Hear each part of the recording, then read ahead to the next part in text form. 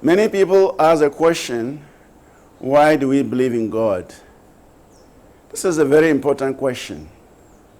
Because in this world, we can see that everything has a creator. If you see a very beautiful building, immediately it gives you an idea of an architect and a civil engineer who put those ideas together, and eventually the building manifested. If you see a very beautiful car, immediately it gives you an idea there is an automobile engineer who has designed this vehicle and brought it about. So similarly, when we look at this beautiful world full of trees, flowers, mountains, rivers, and what have you, immediately it tells me something, that there must be a creator to all these beauties, because there cannot be a creation without a creator. So our own existence suggests a creator, a supreme being. Man is born into the world, man grows, and then man dies. And when man dies, what exactly happens to him, where he goes, many people do not know. Man has done everything possible to stay in this world, to stay as long as possible, but everyone succumbs to death. That means there are laws of this universe, there are laws in this world that nobody can escape. Be you the most intelligent, be you the most wealthy, be you the most strongest, be you whatever you think you are, you succumb to the laws of nature: birth, disease, old age, and death. So this suggests that there is a supreme being who has put these laws into place, and all of us in this world, we are simply following these laws. So we believe in a supreme being because we understand that there is a creator to the world. The laws have been set by somebody. The laws we are following in this world, somebody created them, somebody set them, somebody put them in place. And we are all simply following these laws. So, and we also understand that there is a spiritual dimension. Just as we have this world, this physical world, we also understand there is a spiritual world, because we can see that in this body there is a physical form, there is a subtle form, and of course a spiritual form. The physical form we can see, that is the body. The subtle forms we cannot see, mind, intelligence, and ego we can see, but we can feel its effect. And even beyond that, there is a spirit.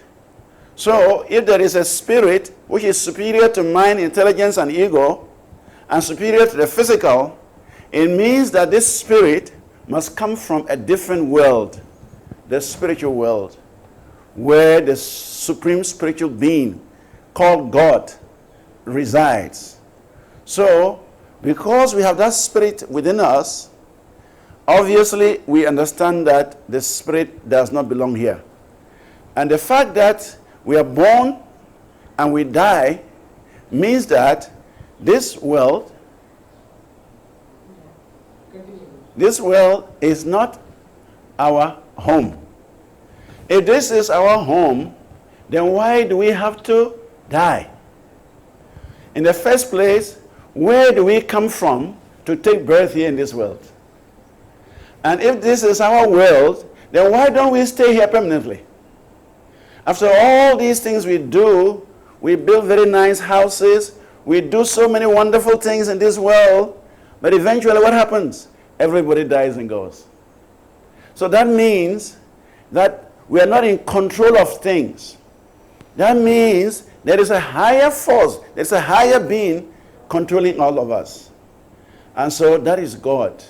You may call him any name, but the fact remains that there's a superior force, there's a superior being that directs our creation and directs our end. And that is why nobody is superior to these laws of nature: birth, disease, old age, and death. So therefore, the wise people, they can see that there is a superior authority, there is a superior being, and therefore it's better to link up with him while we are alive. Actually, that is the purpose of the human form of life. There are different species of beings. Our scriptures tells us there are 8,400,000 different species of life. But of all these, the human form of life is supreme. The human form of life is the best. And that is why this human form is equipped with superior intelligence, so that we can use this superior intelligence to make progress, spiritual progress, and return to the spiritual world where we come from. We are born into this world because we don't belong to this world, and we will die and leave this world because we don't belong to this world. When the spirit leaves the body is nothing but a carcass. The hands are there, the legs are there, every part of the body is there, but once the soul leaves the body is useless. So that means there is something that was in the body, making it alive, and once that thing is absent from the body is no more alive. So that is the soul. And this soul belongs to God.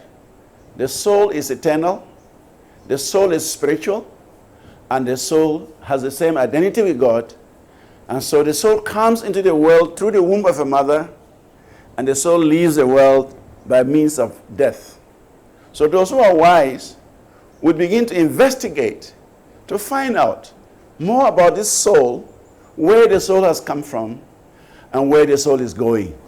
And that is the main purpose of this human form of life, to be able to find out where we have come from, why we are in this world, and where we are going from here.